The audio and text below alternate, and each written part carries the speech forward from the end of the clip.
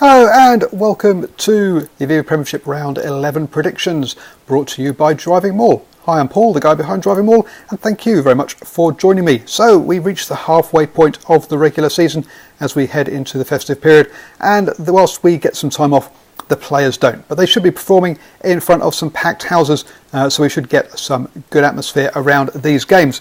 First up, relegation battle. Worcester Warriors host London Irish. Now there's still half the season to go, so this isn't sort of a win or lose, or this doesn't sort of decide it by any stretch of imagination. But if Worcester do get the win here, that would put them at 10 points or 9 or 10 points clear of London Irish, depending on whether they're losing bonus points. So you've got to say that this is one of those ones that London Irish can't really afford to lose. And I think with Worcester having won 2 out of their last 3 games, they have really picked up. I'm going to back Worcester by 5 in this one. Then you've got Sale Sharks hosting Bath. Now this is one of those, to me, is a really difficult one to choose. Bath, surprisingly, have an equal away to home record, so they've won 3 out of their 5 games, home and away. Whereas Sale Sharks are much more of a home team, sort of winning 3 and 5 at home, only winning once on the road. I think Bath actually could do over Sharks here. They've just got more about them, so I'm backing Bath by 3. Falcons have tumbled down the table with 4 losses on the trot. Now they won 4 out of their first 5 games, and they lost 4 out of their last 5. So the season really has tripped up big time, and I've seen them drop all the way down to 9th.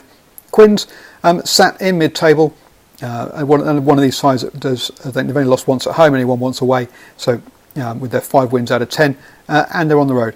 So this is a good opportunity for Falcon to get back on their feet and to climb back up the table a bit. If they win this one and the other results go the way I think they will do, and they could climb above Quins.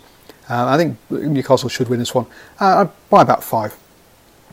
Wasps host Gloucester. Gloucester second in the league, surprisingly enough, off the back of 5 consecutive wins. Wasps have turned their season around with 4 wins on the trot in the Aviva Premiership, and have seen themselves climb up into 5th.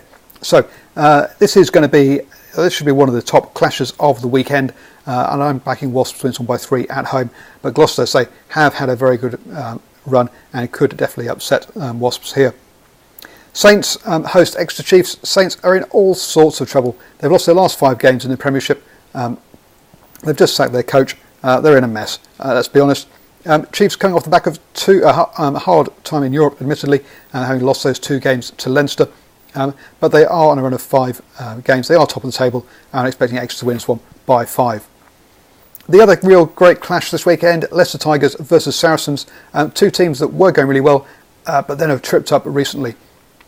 Tigers have lost their last 2 in the Premiership and lost those 2 games to Munster in Europe. Saracens lost to Clermont in Europe and have lost 3 on the bounce in the Premiership. I think you could also rack in a couple of LV Cup games in there as well, so it makes it even a longer losing streak.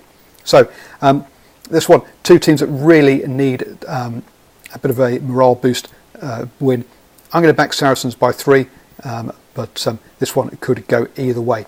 Lots of tight games this weekend in the Premiership. It's going to be really interesting to see how they go. Obviously, those sort of upper table clashes between Saracens and Leicester and Saracens, and Wasps and Gloucester, and then also we have that relegation battle between Worcester and London Irish. So some really good cracking games for the festive period. Enjoy whatever rugby you're watching. Let me know your thoughts down below. I'm always up for a good rugby chat. You can also catch me at DrivingMaul on Twitter.